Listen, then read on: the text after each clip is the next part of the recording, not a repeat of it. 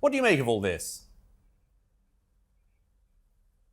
Well, listen, I think we need to start calling this what it is. This is an absolute slap in the face to actual women, and I refuse to use the term biological women. I refuse to refer to myself as a biological woman. I am not a woman. I'm not cisgender. I'm not any of these other things. I am a woman, and I thought that the feminist movement was cultivated to stand by women, real women, and female empowerment and women's rights in our spaces and our sports, but unfortunately, that movement has been hijacked by what I call the rainbow mafia. And now this whole trans movement has decided that their one goal, not about making equality for trans people or awareness for trans people, has been about overtaking women's sports, women's spaces, women's rights.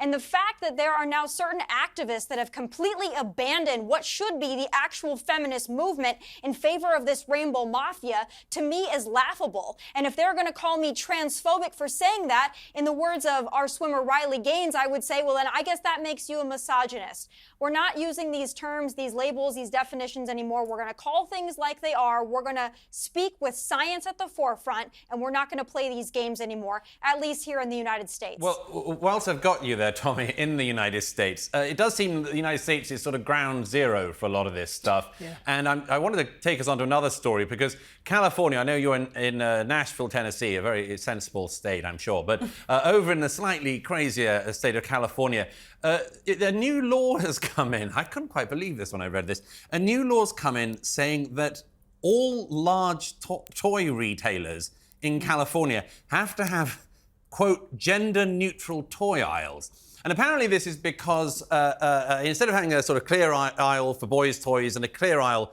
for girls' toys, that's a bit too, it's a bit too, I don't know. It's a bit too obvious. It's a bit too, well, the 20th century and every century before that. And so apparently now, you know, sort of children and their parents should be able to sort of skip around the aisles and choose whatever toy is most suitable for their gender identity. What do you make of this law? And law it is.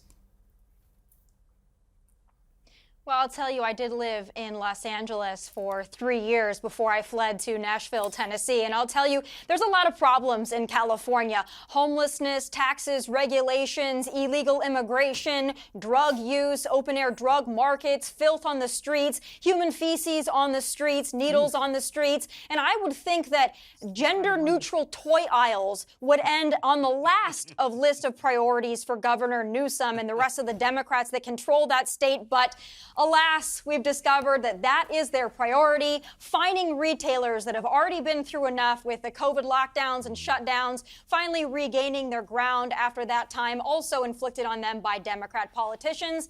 And now they're going to be fined if they don't have gender-neutral toy sections. I'd also remind people that in California, because of their felon coddling laws and policies, you can actually steal $450 more than these retailers would be fined, and that would be considered a misdemeanor. So let's just put that in perspective. You can shoplift, and that's essentially the same thing as a toy aisle that's not gender neutral. Well, that's California priorities for you. I don't know why everybody hasn't fled that state. Thank you, Tommy. I've got to bring that back to the studio. Paul Ness, I think the idea here is that we shouldn't impose gender identity. Performativity, I think, is one of the bizarre terms that is used. But here's something that slightly subverts that argument. There's a study that just came out. The most popular toys for girls on Amazon: jewelry box, princess castle, and karaoke microphone. And you don't need to guess which sex these are the most popular toys for on Amazon: stunt car, dartboard, walkie-talkies, and toy soldier army SWAT helmet. I think the point is, and it's a shame that they had to bring in a law, but I think the point is that it's okay if your son wants a pram. Exactly. And if your son points to a pram on the shelf, buy your son a pram. It's no big deal. If your That's son being wants very generous. If your son wants to dress up as a Disney princess and says, I want to dress up as a Disney princess, let your son dress up as a Disney princess. If your daughter conversely, wants to get a toy soldier army SWAT helmet. Exactly. Absolutely. It's no big deal. Well, the thing is, I think that's a very generous Last word to you. assessment, because these kinds of people are known for thinking that everything has somehow is a result of social conditioning. Right. So I don't think they're mandating this because they say it's okay if your son wants to wear a dress. Not in my house, but okay.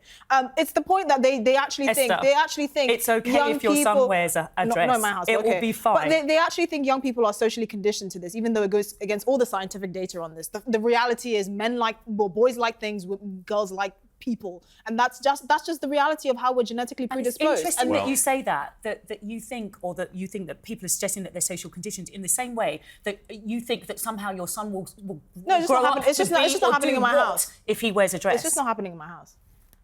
Well, that's kind of clear. I'd like to thank both my guests in the studio. Thank you, Esther and Paul. And thanks very much, Tommy, for joining us all the way over in Nashville, Tennessee.